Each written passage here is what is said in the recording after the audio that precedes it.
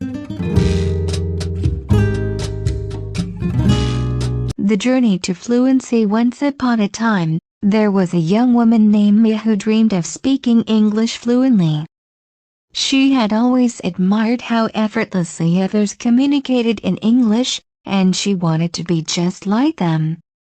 But Mia had one problem: she wasn't confident in her language skills. She struggled with grammar, vocabulary, and pronunciation, and often felt embarrassed when speaking. One day, Mia decided to take the plunge. She was tired of feeling left behind and wanted to be able to express herself freely in English. So, she set out on a journey to become fluent. Step 1. Embrace the basics. Mia started with the basics. She knew that a strong foundation was essential. She focused on learning common phrases and vocabulary that she could use in everyday conversations.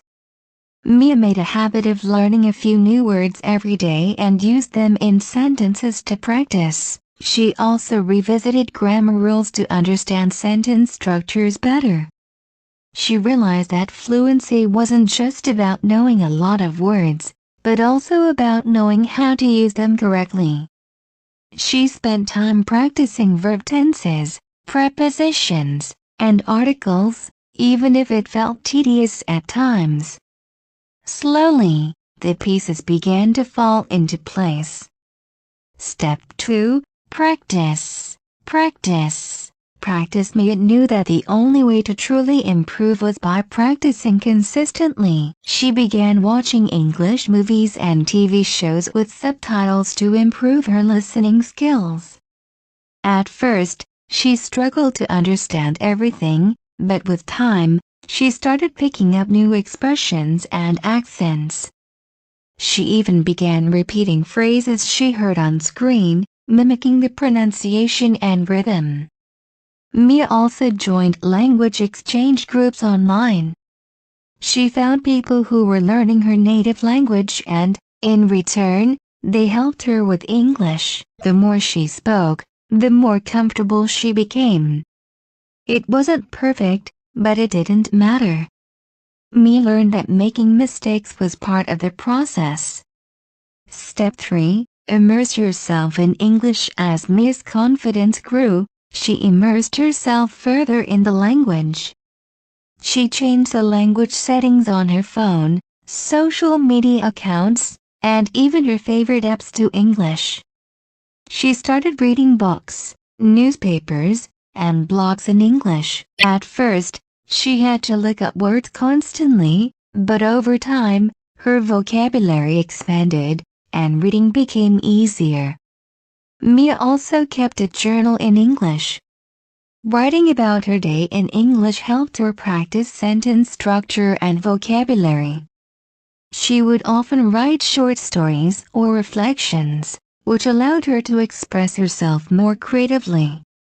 Step 4. Surround yourself with native speakers to take her skills to the next level. Mia sought opportunities to speak with native English speakers. She attended meetups, joined online communities, and even traveled to English-speaking countries to immerse herself in the language. Every interaction, whether in person or online, became an opportunity to practice. At first, Mia felt nervous, but she realized that native speakers were always encouraging and understanding. They didn't judge her mistakes. Instead, they appreciated her effort. Slowly, Mia's accent became clearer, and her fluency improved. Step 5. Never stop learning. Mia's journey to fluency was long, but she never gave up. She continued to learn new vocabulary, practice speaking, and listen to English content every day. She understood that language learning was a lifelong process. Even after becoming fluent, she kept challenging herself by reading advanced books, listening to podcasts, and speaking with people from different cultures. Mia's fluency in English opened up new doors for her. She could travel, make international friends, and even find a better job. But most importantly, she felt proud of herself for persevering and achieving her dream. And so, Mia's journey didn't end with fluency.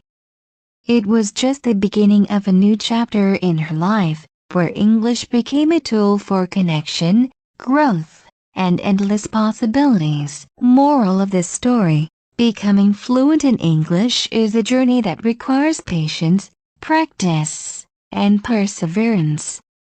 By starting with the basics, practicing consistently, immersing yourself in the language, and surrounding yourself with native speakers, you can achieve fluency and unlock countless opportunities.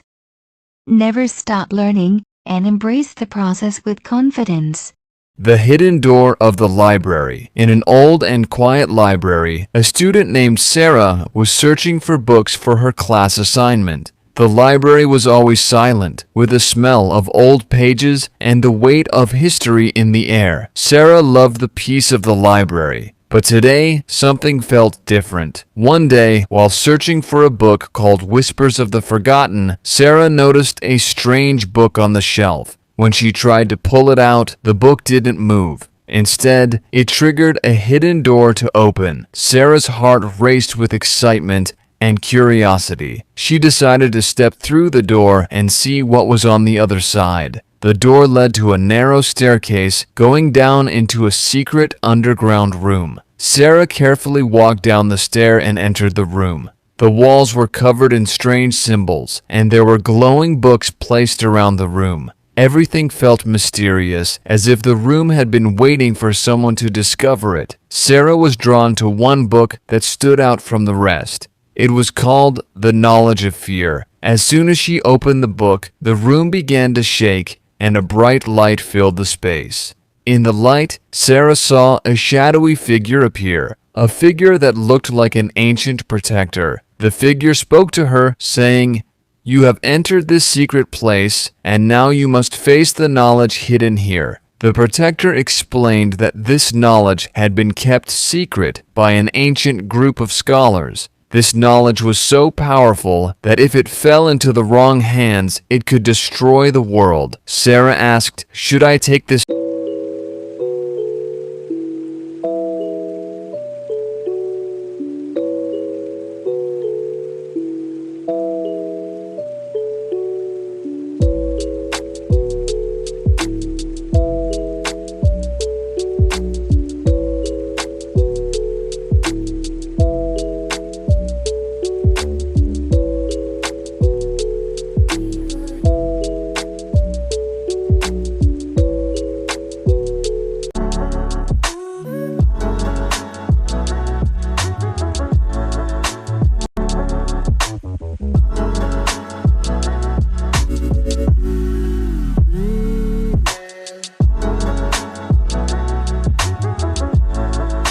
The Haunted House, My Terrifying Night in an Abandoned Mansion. Have you ever wondered what it would be like to stay overnight in a place that is known to be haunted?